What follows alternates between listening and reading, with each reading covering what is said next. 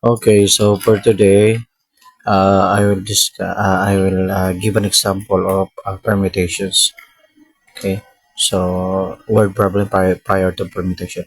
So number one, in how many different ways can the letters of the word thoughts be arranged?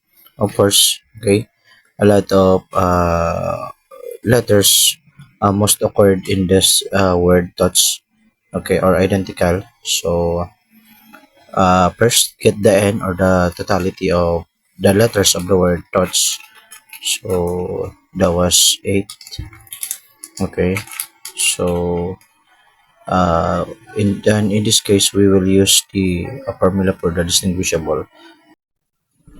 Okay, so n sub 1 n sub 2 factorial all and going to n sub 4. So that was the formula. So let's go with the letters that occurred how many times. T occurred twice or two times. The H also occurred twice.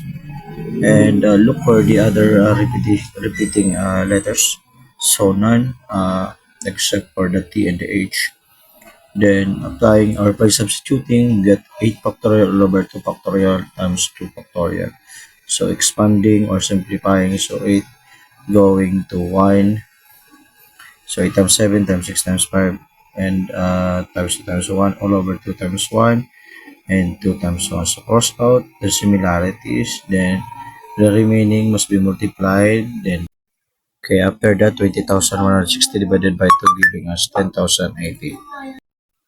Okay, so that was 10,080 ways. The next problem, it's about permutation again. How many ways can 7 different books be arranged on a shelf? Okay, so it's about books and arrangement or different ways of arrangement. Okay, so since 7, okay, and this is a problem, okay, that involve factorial notation. So since 7, 7 factorial, okay, multiplied to 6 times 5 times 4 times 3 times 2 times 1, giving us the product of 5,040 ways of arrangement.